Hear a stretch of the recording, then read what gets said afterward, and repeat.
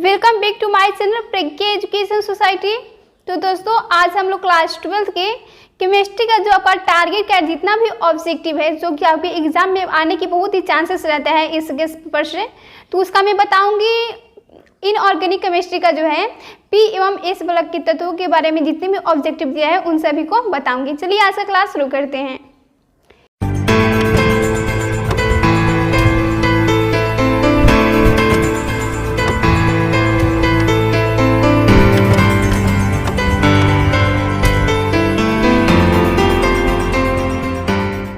देखिए इसमें फर्स्ट क्या है क्वेश्चन, आवर्त सारणी में ग्रुप 16 में ऑक्सीजन के अलावा पाए जाने वाला तत्व कौन है। आवर्त सारणी में जो 16 वर्ग का तत्व है तो उसमें ऑक्सीजन तो पाया जाता है, फर्स्ट है ऑक्सीजन ही, इसके अलावा मतलब उसमें 5 तत्व पाया जाता है। तो इसमें देखिए ऑप्शन में दिया है उसका कोई अन्य तत्वों का नाम दिया होगा जिसमें से आपको चूज करना है। तो उसमें पाया जाता है ऑक्सीजन और फिर सल्फर भी पाया जाता है। क्या राइट आंसर होगा ऑप्शन नंबर ए।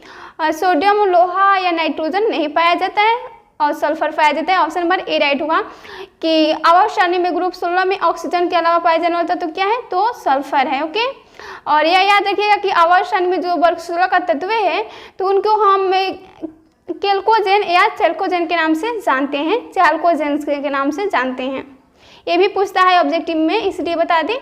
फिर देखिए नेक्स्ट है ओलियम का सूत्र है। ओलियम क्या होता है, ओलियम जो होता है ना उसमें हम जल मिलाकर सांद्र H2SO4 बनाते हैं। ओलियम में ही जल मिलाकर H2SO4 अम्ल को प्राप्त किया जाता है। तो इसका सूत्र होता है H2H2O7, लास्ट में O7 रहता है। ऑप्शन नंबर ए राइट होगा कि H2H2O7। ओके, फिर देखिए अगला प्रश्न है अभिक्रिया N2+3H2 एरो 2NH3+ यहाँ पर आपका दिया है यह ताप है, क्यों कैल्शियम यह ताप है। तो ताप बढ़ने पर क्या होता है, यह जो दिया है अमोनिया बनाने की यह अभिक्रिया है कि तो इसमें ताप अगर बढ़ा दिया जाए तो क्या होगा। तो देखिए अमोनिया बनाते समय आप ताप बढ़ाइएगा तो अमोनिया का उत्पादन उतना ही ज़्यादा होगा। तो क्या बोलेंगे कि ताप बढ़ाने पर अमोनिया NH3 का उत्पादन बढ़ जाता है। ऑप्शन नंबर ए राइट होगा। आपको मालूम होगा कि अमोनिया किस विधि के द्वारा बनाया जाता है, तो हेबर विधि के द्वारा बनाया जाता है। फिर देखिए अगला प्रश्न है अन्य विधि है अमोनिया बनाने की, लेकिन हेबर विधि सबसे अच्छा है। फिर देखिए अगला प्रश्न है नल जल का सूत्र है। नल जल यानी पानी का सूत्र क्या होता है, तो साधारण H2O। Option number A right होगा, H2O होता है। फिर देखिए नेक्स्ट है निम्नलिखित में सबसे बड़ा बंड कौन किस में पाया जाता है। पूछा जा रहा है निम्नलिखित में सबसे बड़ा बंड कौन किस में पाया जाता है। जो दिया है ऑप्शन उसके अकॉर्डिंग सबसे बड़ा बंड कौन तो पाया जाता है वो है आपका अमोनिया। अमोनिया होता है उसमें सबसे बड़ा बंड कौन पाया जाता है। ऑप्शन नंबर डी राइट हुआ NH3। फिर देखिए अगला प्रश्न है साधारण नमक का सूत्र है। साधारण नमक तो NaCl होता है, sodium chloride. Option number A right होगा। फिर देखिए अगला प्रश्न है टीन का संकेत क्या होता है। टीन तो एसिन होता है टीन का संकेत। Option number A. और इसका जो अयस्क होता है केसिटेनाइट यानी SNO2 होता है, इसका एक ही अयस्क होता है। फिर देखिए अगला प्रश्न है कार्बन का इलेक्ट्रॉनिक विन्यास। कार्बन का परमाणु संख्या कितना होता है, तो 6 होता है। तो इसका इलेक्ट्रॉनिक विन्यास क्या होगा, जो लीजिए जिसका 6 होगा इसमें तो 2 4 6। ऑप्शन नंबर ए राइट होगा कि 1s2 2s2 2p2। Option number A right होगा। ओके, अगर परमाणु संख्या याद है तो आप निकाल सकते हैं आसानी से इलेक्ट्रॉनिक विन्यास। फिर देखिए अगला प्रश्न है NaOH है एक NaOH सोडियम हाइड्रोक्साइड। तो यह क्या है, तो यह है एक प्रकार का क्षार या भस्म बोल सकते हैं। ऑप्शन नंबर बी राइट होगा, यहाँ पर भस्म भी दे सकता है। ओके, नेक्स्ट है C2 या कार्बन का अणु है। C2 अणु में सिग्मा और पाई बंधन की संख्या है। तो C2 अणु में सिर्फ पाई बंधन होता है 2 पाई। ओके, सिग्मा वाला नहीं होता है। ऑप्शन नंबर सी राइट होगा। फिर देखिए अगला प्रश्न है किस अणु का दीर्घ आघूर्ण शून्य है। दीर्घ आघूर्ण जो होता है BM जिसे बोलते हैं किस, तो इसमें एक यौगिक दिया है अनुसूत्र दिया है, तो इसमें किसका दीर्घ आघूर्ण शून्य होगा यानी 0 होगा। तो इसका राइट आंसर होगा BF3 का होगा। फिर देखिए अगला प्रश्न है LiCl lithium chloride, NaCl sodium chloride और KCl यानी पोटेशियम क्लोराइड के विलयन का अंततः तन्यता पर समतुल्यांक सुचालकता का क्रम है। यानी बताना है कि इसमें कौन सबसे सुचालक होगा, यानी इसका क्रम बताना है बढ़ते हुए क्रम। तो क्या इसमें से आपको क्या लगता है कौन ज़्यादा होगा, पोटेशियम तो ज़्यादा होगा, फिर सोडियम होगा और फिर लिथियम, यानी इस तरह से होगा। तो देख लीजिए किस तरह है। तो KCl greater than NaCl greater than LiCl, यानी NaCl से ज़्यादा KCl अधिक सूचक लगता होगा, फिर NaCl LiCl से ज़्यादा सूचक लगता होगा। इस तरह से आप बनाइएगा। ऑप्शन नंबर बी राइट होगा। ओके, फिर देखिए नेक्स्ट है सिलिका और हाइड्रोजन फ्लोराइड, ये प्रतिक्रिया से प्राप्त होता है। सिलिका जो होता है SiO2 और हाइड्रोजन फ्लोराइड यानी HF, तो ये दोनों आपस में रिएक्शन करेंगे तो प्रोडक्ट के रूप में क्या बनेगा। देखिए जो केमिस्ट्री आपका होता है ना, इनऑर्गेनिक और ऑर्गेनिक, इसमें सबसे मेन होता है आपका रिएक्शन। केमिस्ट्री यानी रिएक्शन पर ही यहाँ आधारित होता है, तो आपको रिएक्शन आना आवश्यक है, मतलब आना चाहिए कुछ थोड़ा बहुत। तो देखिए आप इस तरह से आप निकाल सकते हैं, जब SiO2 प्रतिक्रिया करेगा और फिर HF प्रतिक्रिया करेगा तो क्या बनाएगा, तो आप जब प्रतिक्रिया करेगा तो H2SiF4 बनेगा। ऑप्शन नंबर सी राइट होगा।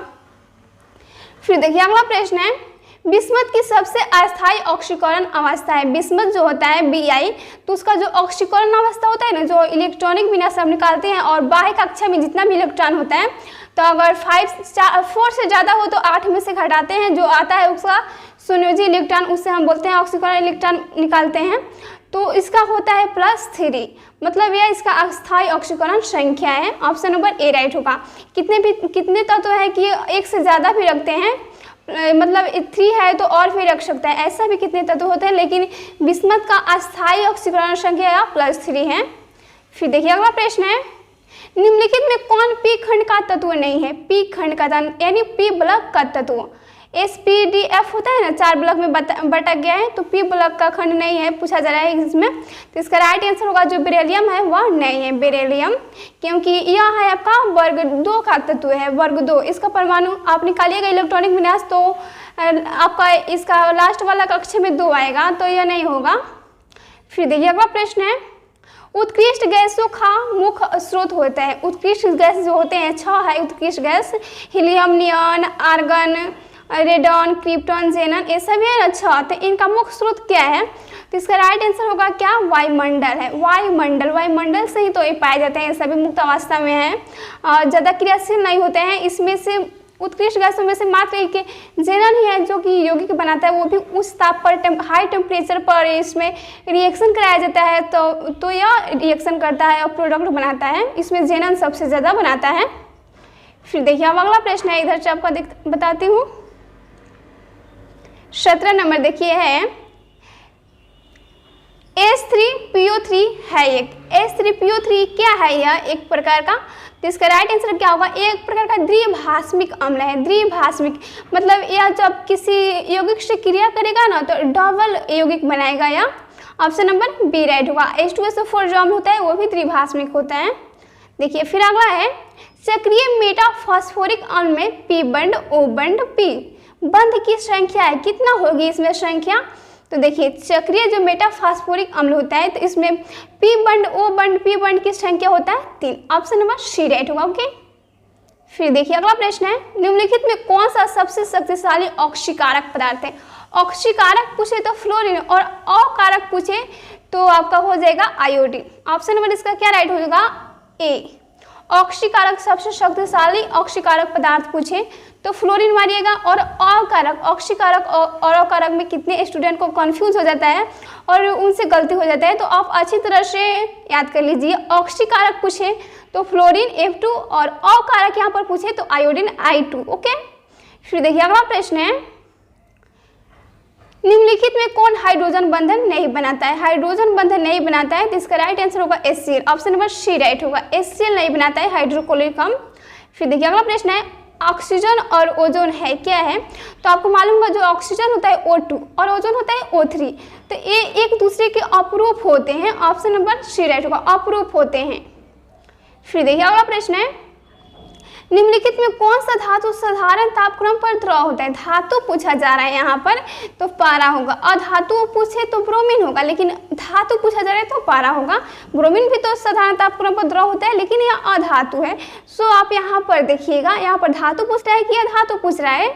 फिर देखिए अगला प्रश्न है निम्नलिखित में सबसे कम भास्मिक है। सबसे कम मतलब क्षारीय कौन सबसे कम है, इनमें जो दिया है इसका राइट आंसर होगा यह जो नाइट्रोजन आयोडेट है ना, यह सबसे कम भास्मिक होता है, कम क्षारीय होता है। ऑप्शन नंबर सी राइट होगा। नेक्स्ट है H2SO4 है, तो ये तो सभी को मालूम होगा, अम्ल है, वो भी क्या, इसे हम बोलते हैं किंग ऑफ एसिड, अम्लों का राजा है। ऑप्शन नंबर ए राइट होगा।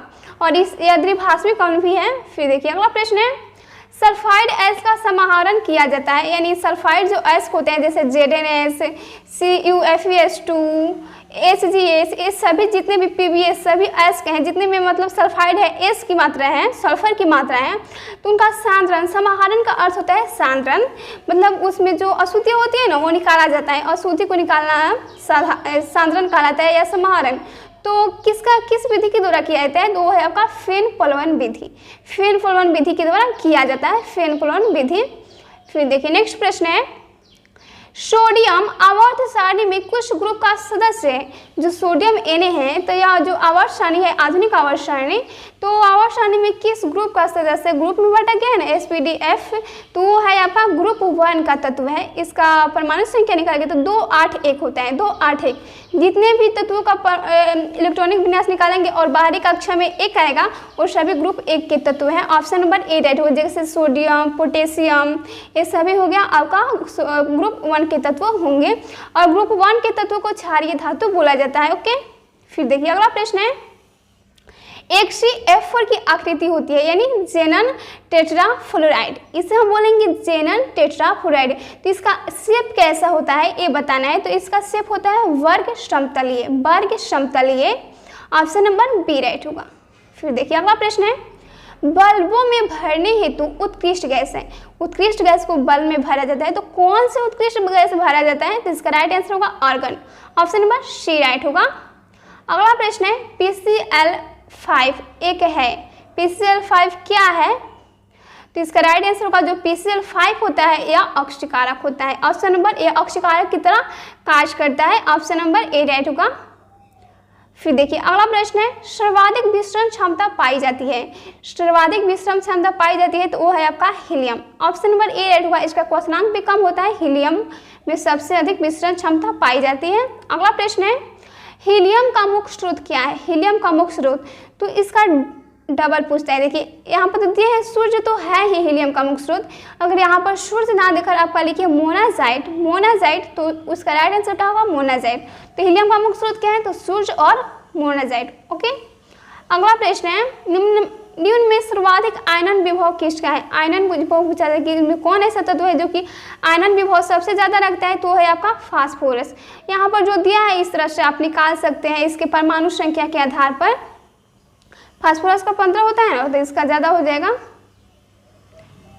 फिर देखिए अगला प्रश्न है, Al2O3 एक ऑक्साइड है, यह किस प्रकार का ऑक्साइड है, तो ये बहुत ही इंपॉर्टेंट है, आप याद कर लीजिएगा। यह उभयधर्मी ऑक्साइड है। उभयधर्मी क्या होता है, जो धातु जो अम्ल और क्षार दोनों से अभिक्रिया करता है उसे हम बोलते हैं उभयधर्मी। उभय माने क्या होता है दो, और धर्मी यानी दो मतलब अभिक्रिया करने वाला। तो यह जो होता है ना, अगर आप HCl से कराएगा, अम्ल से कराएगा तो अम्ल से भी कर लेगा, और NaOH से कराएगा तो NaOH से भी कर लेगा, इस कारण से इसे उभयधर्मी बोलते हैं। फिर देखिए अगला प्रश्न है, वायु का मुख्य अवयव क्या है, तो साधारणतः आप जानते हैं कि वायु में क्या होता है, कार्बन डाइऑक्साइड होता है, नाइट्रोजन होता है, ऑक्सीजन होता है, तो मुख्य मतलब बताना है, तो मुख्य क्या होगा, option number A CO2 N2O2। Okay, फिर देखिए अब आपका लास्ट अगला प्रश्न है, p ऑर्बिटल का आकार होता है, p ऑर्बिटल का आकार कैसा होता है, जैसे आपका होता है ना SPDF, जो उसमें p ब्लैक है तो उसका आकार कैसा होता है, आकार पूछा जा रहा है, तो उसका आकार होता है डिम्प वेल, डिम्प वेल, डंप वेल होता है। ऑप्शन नंबर बी राइट होगा। फिर देखिए नेक्स्ट है, गंधक का फ्लोरीन की अधिकता में बढ़ने वाला उत्पाद है, गंधक को बोलते हैं सल्फर S और फ्लोरीन यानी F। तो गंधक का फ्लोरीन की अधिकता में बनने वाला उत्पाद क्या होगा, तो SF6 होगा। ऑप्शन नंबर सी राइट होगा, SF6। नेक्स्ट है, साल्ट केक भट्टी द्वारा निम्न में से कौन सा अम्ल बनाया जाता है, साल्ट केक भट्टी द्वारा, तो वो है आपका हाइड्रोक्लोरिक अम्ल HCl। साल्ट केक भट्टी द्वारा बनाया जाता है, इसे याद रखिएगा HCl को। अगला प्रश्न है, क्लोरीन यौगिक नहीं तत्व है, यह सिद्ध किया था, यानी जो क्लोरीन होता है Cl2 यह यौगिक एक नहीं है बल्कि यह एक तत्व है, तो यह किसने सिद्ध किया था, तो इसका राइट आंसर होगा डेवी ने सिद्ध किया था। ऑप्शन नंबर डी राइट होगा, डेवी ने सिद्ध किया था। अगला प्रश्न है, सूत्रीय वस्तुओं के विरंजन हेतु प्रयुक्त अभिकर्मक है। सूत्रीय वस्तुओं के तो है आपका नवजात chlorine, option number B right होगा। अगर यहाँ पर नवजात क्लोरीन ना लिखकर SO2 भी बोले तो वो भी आपका राइट आंसर होगा। ओके, अगला प्रश्न है अम्लराज एक मिश्रण है। अम्लराज जानते हैं कि वो हाइड्रोक्लोरिक अम्ल और नाइट्रिक अम्ल के मिलने से बना होता है। अम्लराज और अम्लों का राजा, ये दोनों में फर्क है। इसका राइट आंसर क्या होगा? ऑप्शन नंबर ए राइट होगा कि यह जो अम्लराज मिश्रण होता है ना, तो हाइड्रोक्लोरिक अम्ल जो होता है HCl वो 3 भाग उस मिला रहता है और 1 भाग नाइट्रिक अम्ल SNO3 का मिला रहता है, इससे ही हम बोलते हैं अम्लराज। ओके, जो ये अम्लराज मिश्रण होता है, अगर इसमें आप सोना चांदी को गलाएंगे तो ये भी आपको अभिक्रिया कर लेगा। ये इतना मतलब यह शक्तिशाली पावरफुल होता है। नेक्स्ट प्रश्न है हीरे में कार्बन का संकरण है। हीरे में कार्बन का संकरण होता है sp3। यह आपका बहुत इंपॉर्टेंट है, अब की बार आपका पूछा भी था। फिर देखिए अगला प्रश्न है आर्गन एक गैस है। तो मैं बता दूं कि आर्गन तो पहले आपको मालूम होना चाहिए कौन सा एथी है। तो आर्गन जो होता है अक्रिय गैस होता है। तो जितने भी अक्रिय गैस का नाम ले तो वो सभी एक परमाणविक होते हैं। जैसे आर्गन है Ar होता है ना, आर्गन 18 होते हैं। तो Ar2 आप कभी नहीं देखे होंगे। जैसे हीलियम होता है Ag, तो Ag2 नहीं देखे होंगे। इस तरह मतलब यह द्विपरमाणविक भी नहीं होता है ना त्रिपरमाणविक होता है, यह एक परमाणविक होता है। तो वही पूछा जाए कि आर्गन है तो एक परमाणविक या एक प्रकार का तत्व है। ओके, फिर देखिए अगला प्रश्न है HF, HCl, HBr तथा HI में प्रबलतम अम्ल होता है। जो होता है यह hydrogen fluoride, hydrogen chloride, hydrogen bromide तथा हाइड्रोजन आयोडाइड। इसमें सबसे स्ट्रॉन्गर एसिड का नाम बताना है। कौन है? तो वो है आपका hydrogen iodide, option number D. Okay, फिर देखिए अगला प्रश्न है निम्न में से कौन सा यौगिक ज्ञात नहीं है। तो देखिए जितना भी इसमें जिनन का HCF2, HCF4, HCF6 अगर आप किताब पढ़े होंगे तो मालूम होगा, इससे भी तो आप पढ़े हैं, इसकी संरचना के बारे में भी पढ़ाए हैं सर जी। फिर देखिए तो यह जो है HCl4 यह क्लोरीन से संयोग नहीं करता है। यह जो होता है आपका जेनन है, जेनन क्लोरीन से संयोग नहीं करता है, केवल फ्लोरीन से ज़्यादातर संयोग करता है। तो यह आपका राइट आंसर क्या होगा? डी, यह यौगिक ज्ञात नहीं है। ओके, अगला प्रश्न है एल्युमिनियम की ऑक्सीकरण अवस्था है। एल्युमिनियम की ऑक्सीकरण अवस्था क्या? तो एल्युमिनियम का इलेक्ट्रॉनिक विन्यास निकालेंगे 283 होता है, 283 होगा ना, तो +3 इसका ऑक्सीकरण अवस्था होगा, ऑप्शन नंबर ए। ओके, अगला प्रश्न है नोबेल गैस होते हैं। नोबेल गैस यानी उत्कृष्ट गैस। उत्कृष्ट गैस क्या होते हैं? तो एक परमाणविक होते हैं, ऑप्शन नंबर बी राइट होगा। ओके, नोबेल गैस, अक्रिय गैस, उत्कृष्ट गैस ये सभी बोला जाता है, तो वो एक परमाणविक हो गए। फिर देखिए अगला प्रश्न है समुद्री जल में पाए जाने वाला तत्व है। समुद्री जल में पाए जाने वाला तत्व जो है वो है आपका iodine, option number C right होगा, आयोडीन। फिर देखिए अगला प्रश्न है कार्बनिक यौगिक में तत्व उपस्थित होना चाहिए। तो कार्बनिक यौगिक बोल रहे हैं तो उसमें तो कार्बन होना ही चाहिए, ऑप्शन नंबर बी राइट होगा कि कार्बन होना चाहिए उपस्थित। फिर देखिए अगला प्रश्न है त्रिक्षारकीय अम्ल है। त्रिक्षारकीय अम्ल कौन है? मतलब वो 3 गुण रखता है क्षार का। इसका राइट आंसर होगा H3PO4। अगला प्रश्न है HCF2 के अणु की आकृति होती है, कैसी होती है? या जेनन डाइफ्लोराइड। जेनन डाइफ्लोराइड की आकृति तो होती है रेखीय या एक रेखीय, ये भी बोल सकते हैं। यह होता है प्लेनर यानी रेखीय होता है। फिर देखिए अगला प्रश्न है सफेद फास्फोरस P4 अणु में इनमें से क्या सही नहीं है, बताना है। जो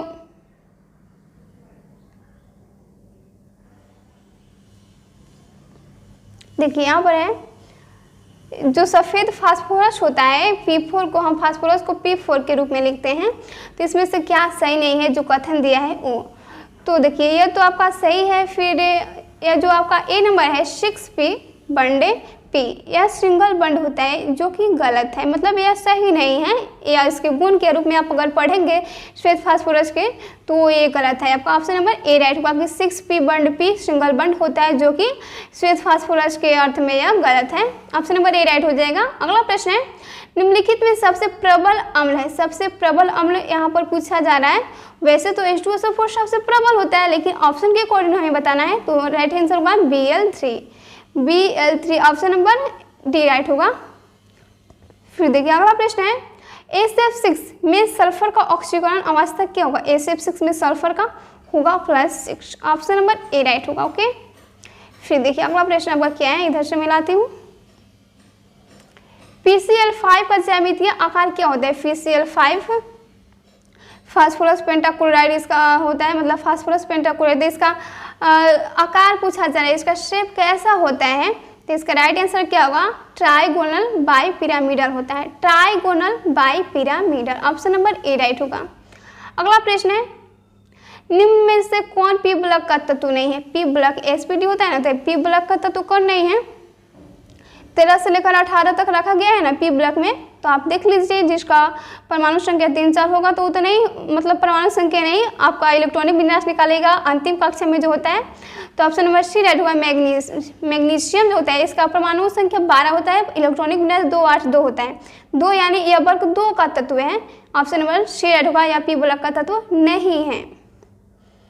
फिर देखिए अगला प्रश्न है, निम्नलिखित में किसका बंधन कोण सबसे अधिक है, बंधन कोण इसमें सबसे अधिक होता है BF3 का, BF3।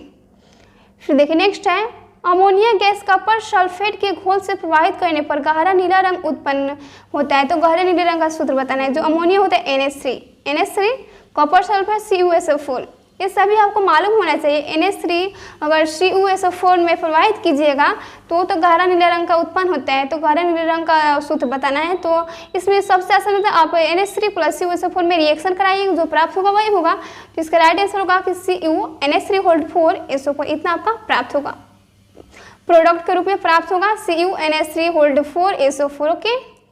नेक्स्ट है, किस यौगिक का दीर्घ आघूर्ण सबसे अधिक है, किस यौगिक का दीर्घ आघूर्ण जो होता है सबसे अधिक है, तो है आपका HF हाइड्रोजन फ्लोराइड का।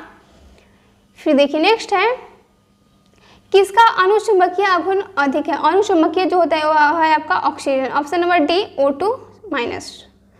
फिर देखिए अगला प्रश्न है, सांद्र HNO3 में कौन सी धातु अभिक्रियाशील हो जाती है, जो यहाँ पर HNO3 यानी नाइट्रिक अम्ल में कौन सी धातु अक्रियाशील हो जाती है, अक्रियाशील मतलब उसमें इनएक्टिव रहती है वह, तो है आपका एल्युमिनियम, मतलब जल्दी रिएक्शन नहीं करता है।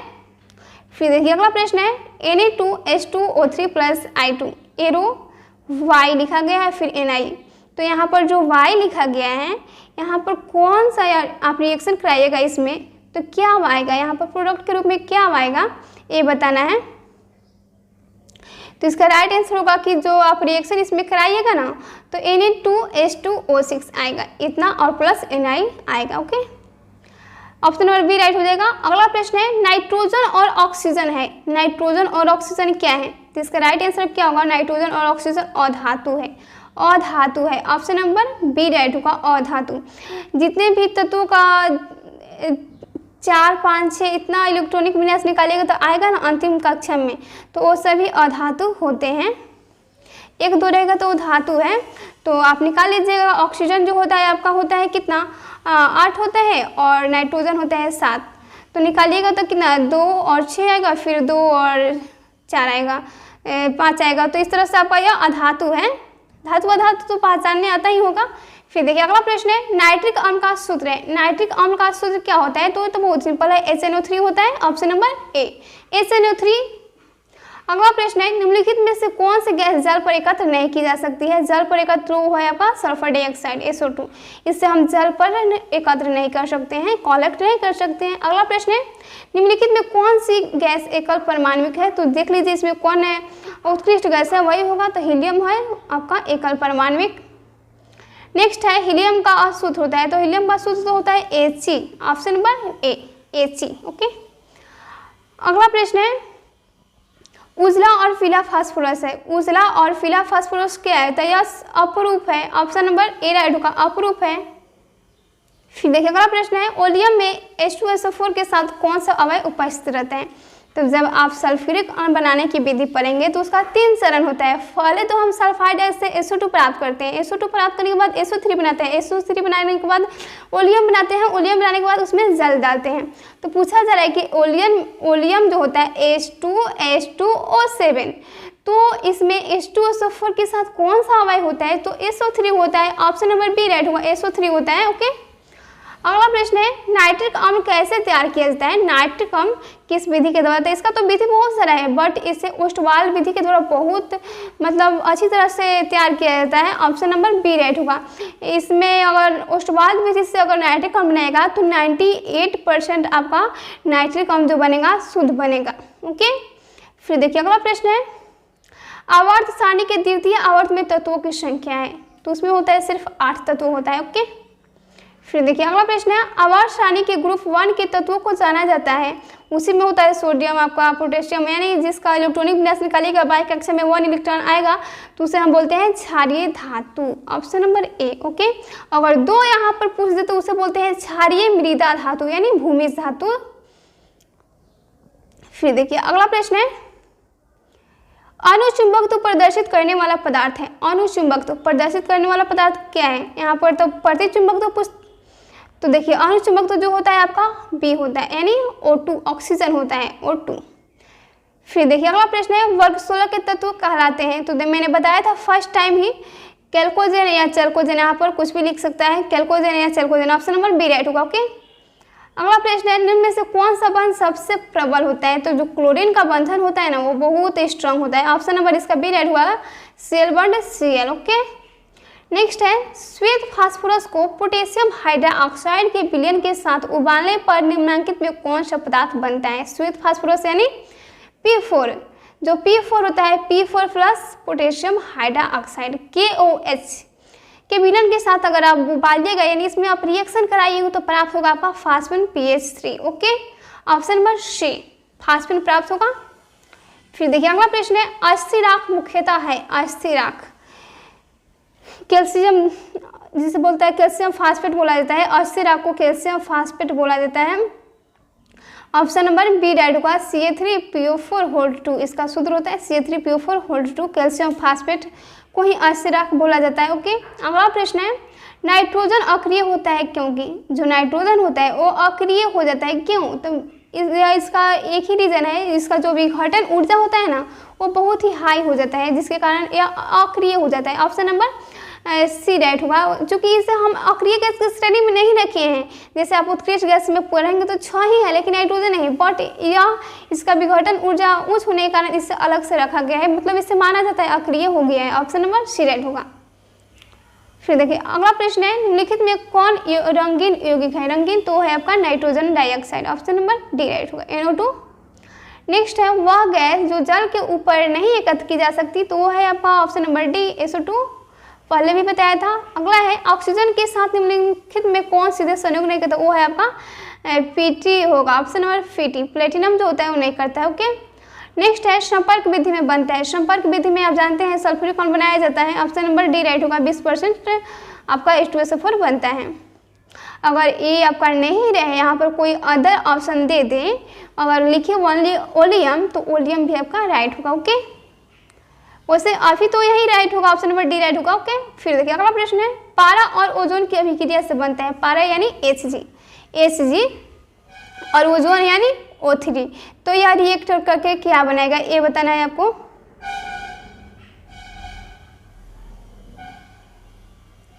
तो देखिए इसका राइट आंसर क्या होगा, ऑप्शन नंबर इसका, एक मिनट रुकिए, इसका राइट आंसर होगा जब पारा और ओजोन अभिक्रिया करेगा तो Hg2O बनाएगा, ऑप्शन नंबर सी राइट होगा, Hg2O। फिर देखिए अगला प्रश्न है, सल्फर का पेरा ऑक्साइड एक बताना है, सल्फर का पेरा ऑक्साइड कौन है ये बताना है, तो इसका राइट आंसर होगा सल्फर का जो पेरा ऑक्साइड है वो आपका राइट आंसर होगा option number B H2SO8, option number B right हो चुका है H2SO8। ओके, नेक्स्ट है, फोटोग्राफिक फिल्म प्लेट में किसका आवश्यक घटक होता है, तो जो फोटोग्राफिक फिल्म प्लेट होता है उसमें सिल्वर ब्रोमाइड होता है AgBr, option number B right होगा, AgBr होता है। नेक्स्ट है, निम्नलिखित में किसमें P पाई D बॉन्ड D पाई बंधन ए होता है, P पाई बॉन्ड D पाई बंधन किसमें होता है, तो वो है आपका SO3 और होल्ट माइनस में 2। ओके, नेक्स्ट है, क्लोरीन अमोनिया की अधिकता से अभिक्रिया करके बनाता है, क्लोरीन Cl2 NH3 से अभिक्रिया करके क्या बनाएगा, तो वो बनाता है नाइट्रोजन और ammonium chloride, option number C right होगा कि N2 प्लस NH4Cl। ओके, अगला प्रश्न है, निम्नांकित में उत्कृष्ट गैस कौन है, तो ये तो आपका लग रहा है ऑप्शन नंबर बी राइट होगा, हीलियम नियन आर्गन। फिर देखिए सबसे हल्की एवं अज्वलनशील गैस होता है आपका हीलियम होता है, ऑप्शन नंबर सी राइट होगा, हीलियम होता है। फिर देखिए अगला, फिर है, गोताखोरी में श्वसन हेतु यंत्रों में किन गैसों का मिश्रण प्रयुक्त होता है, जो समुद्र में रहते हैं, गोताखोरी के रूप में काम करते हैं, तो वो ले जाते हैं ना अपने साथ सिलेंडर, तो उसमें कौन कौन से गैस का मिश्रण भरा होता है, तो उसमें होता है आपका हीलियम प्लस ऑक्सीजन, हीलियम और ऑक्सीजन का मिश्रण होता है। और आप पूछेगा कि वहाँ पर हीलियम की जगह क्या हम नाइट्रोजन भर सकते हैं, तो नहीं, आप नाइट्रोजन का यूज़ नहीं कर सकते हैं, क्योंकि नाइट्रोजन जो होता है वो हमारे रक्त में विलय है, जो हम सांस लेंगे तो हमारे ब्लड में जाएगा, ब्लड से क्रिया करके आपका कुछ डेंजरस पदार्थ बनाएगा, जिससे कि आपको कोई भी डिजीज होने का खतरा हो सकता है। लेकिन जो हीलियम होता है ना, यह हमारे ब्लड में अविलय होता है, नहीं घुलता है, इसी कारण से इसका उपयोग करते हैं। ओके, अगला प्रश्न है, सबसे प्रबल अम्ल कौन है, इसमें जो दिया है इसको अकॉर्डिंग बताना है, तो वो है आपका option number A HClO4, HClO4 होगा। ओके, फिर देखिए नेक्स्ट है, निम्नलिखित में किसकी आकृति वर्ग तलीय होती है, तो वो है आपका ऑप्शन नंबर बी राइट होगा HCF4, जेनन टेट्राफ्लोराइड। ओके, अगला प्रश्न है, उत्कृष्ट गैस रासायनिक दृष्टि से अक्रिय होती है, बिकॉज से जितने भी उत्कृष्ट गैस है वो रासायनिक दृष्टि से देखिएगा तो वो अक्रिय होती है, अक्रिय यानी वो किसी से क्रियाशील नहीं करते हैं। क्यों, तो इसका पहले तो रीजन बताया गया था, मतलब इनके संयोजी जो सेल होता है, यानी बाहरी इलेक्ट्रॉन जो इलेक्ट्रॉनिक विन्यास निकालेगा तो बाहरी इलेक्ट्रॉन जो होता है आपका ये अष्टक प्राप्त कर लेता है, यानी 8 हो जाता है। आप निकालेगा इलेक्ट्रॉनिक विन्यास जितने भी है हीलियम को छोड़कर, हीलियम में तो 2 ही रहता है, लेकिन बाकी अन्य उत्कृष्ट गैसों में तो 8 हो जाता है, जिसके कारण इनके संयोजी सेल पूर्णतः भरे हुए होते हैं, जिसके कारण यह रासायनिक दृष्टि से अक्रिय होता है, क्रियाशील मतलब नहीं होता है इसके कारण से। लेकिन तो अब तो जो जीनन है वो सभी उस ताप पर वैज्ञानिक करा दे रहे हैं क्रिया, इसी कारण से इन्हें उत्कृष्ट गैस भी कहा जाने वाला लगा। फिर देखिए अगला प्रश्न है, सबसे कम क्वथनांक वाली गैस है, तो वो है आपका helium, option number B right होगा, हीलियम का क्वथनांक सबसे कम होता है।